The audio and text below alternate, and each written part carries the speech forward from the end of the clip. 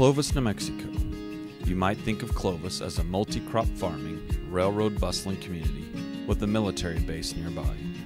You might know about the famous Clovis Sound with the likes of Buddy Holly, Roy Orbison, and the Fireballs, or about the rich heritage of our school music programs. What you may not know is the way music has changed so many lives. Everyone listens to music, and it impacts our lives in a variety of ways. You listen to music when you feel like dancing, to do chores, to deal with breakups, to study, and to worship. Every day we listen to music on the radio, in shops, and in the dentist office. Music shifts our thoughts, emotions, and energy at every given beat and melody. The great Albert Einstein once said, "If I were not a physicist, I would probably be a musician. I often think in music, I live my daydreams in music, I see my life in terms of music."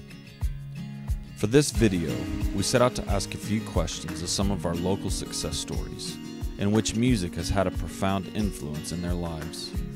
These gentlemen have had storied success in music, so we wanted to know how music has changed their life. Paul Cordova, current electrical inspector for the city of Clovis and CMS school board member. Paul has played saxophone with bands for many years. His band, Grupo Cielo, is an award-winning band with numerous accomplishments.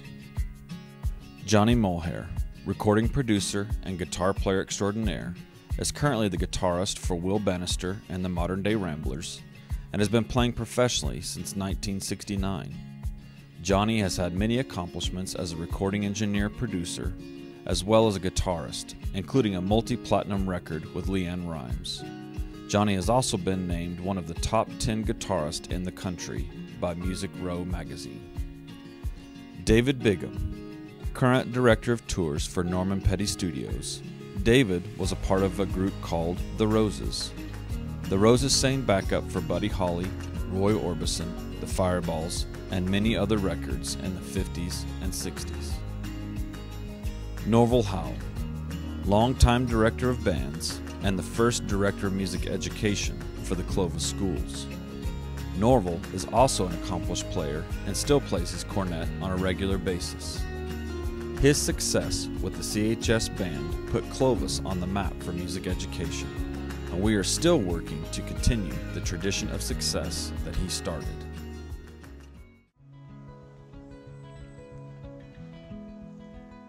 About the time the Beatles came along, I just kind of became really fascinated with music, and my sister, who was 6 years older than me, bought my first guitar for me and got me started on lessons, and within a few months I was in a garage band, and my first big gig was in Marshall Auditorium for the 7th grade talent assembly. My mother had a piano, and they came up to learn a new song for a cappella choir, and I got singing along with them. And they said, "You need to come in and audition for a cappella choir." And I said, "No, that's not my cup of tea." They actually took me by my arms and forced me to go in. I don't read music. I cannot tell you one note from another, not what key it is, what tempo is, but you play it and I'll sing along with you. So that kind of changed my life, because I've made a cappella choir. I was a member of the boys quartet. I was a member of what they call madrigal singers. I don't know if they still have them today or not. And I was also all-state choir for 2 years, not knowing one note of music. So if you love something, you can get anything done with that love that you want to have. Yeah, I've always been around music, so music's the only thing that I've ever known, coming from a family who was musically inclined. My father and brother and my mom sang here and continue to sing here at Our Lady of Guadalupe choir. So ever since I was little, you know, music has always been there. When I was a kid, younger than even that, I remember going out to with my folks to a little church in Mulhair, Kansas. It was just a tiny place, and there was a group playing, you know.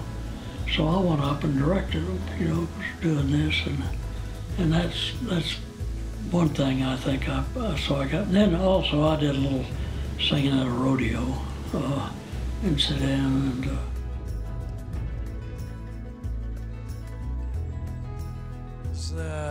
The amount of people I met through the music business, because most of the people I know came to me through music. A lot of my best friends and acquaintances.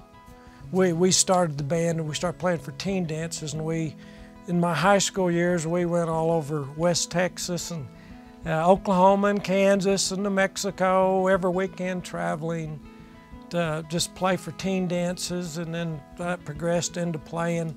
We got older, playing in nightclubs, and since then we, you know, have played with different artists and toured, you know, all over the United States, and been to Europe and all sorts of good things. Starting my music career would have been in 5th grade like anybody else.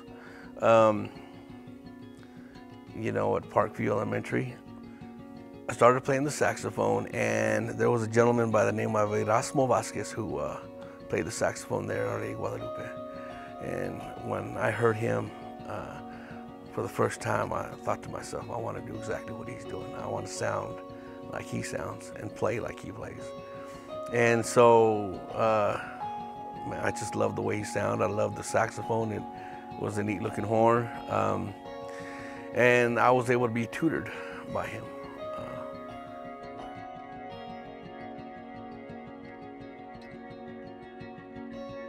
Met up with a guy named Roy Orbison. I think most people know who Roy Orbison was. And he brought us up here to Clovis, and then we met Mr. Petty of the Norman Petty studio. And for some reason or another, he liked our voices. And he asked us if we'd consider moving up and becoming a stout vocalist. So it took us about a second to say, yeah, we would consider it, you know. And from that, I was able to travel the country with Buddy Holly. Met a lot of people who were prominent, very prominent in the music industry back in those days. A lot of teenage heartthrobs and people like that. And fortunately, there's still some of those people that are still alive and performing. So, but I think Norman for giving us a chance to do that. Had he not, I would never have met all those people.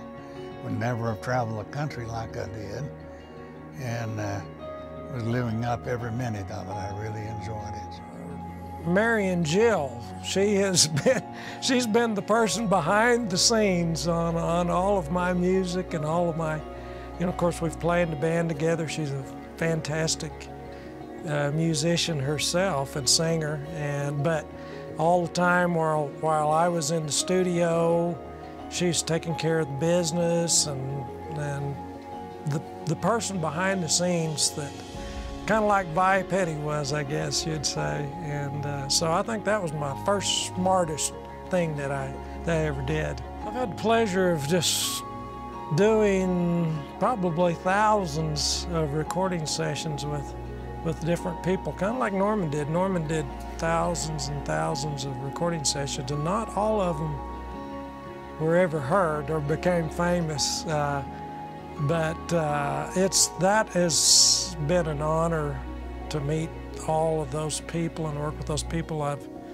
My biggest claim to fame, of course, was working with Leanne Rimes in the beginning, and I've worked with some other artists that have done pretty well too. But the relationship with Leanne Rimes definitely helped my career and you know, built my recording studio clientele and everything. My students, I was always so proud of them, and you know, and hear back from them, and I still do, when whatever they're doing. they go into music, or they go into law, or medicine, or whatever. That's what I consider my I made some kind, maybe a small contribution to my kids, and that's what I consider to be probably my major accomplishment. You know. Right.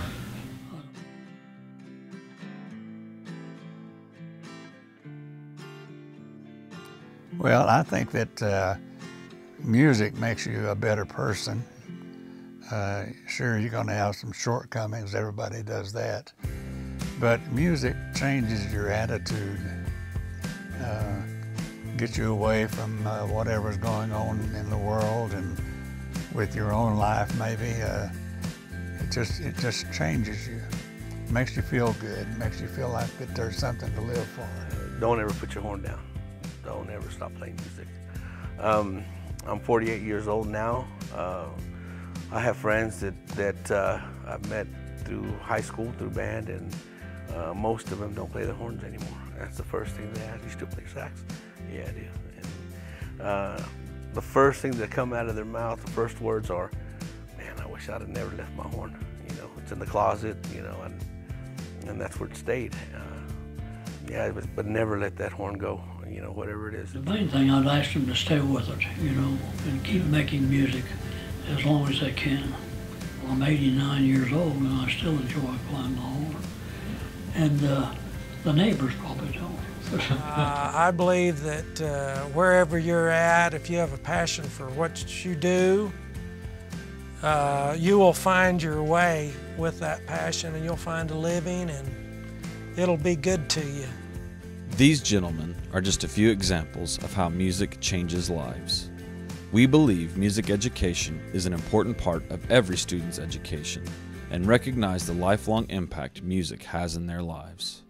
How has music changed your life?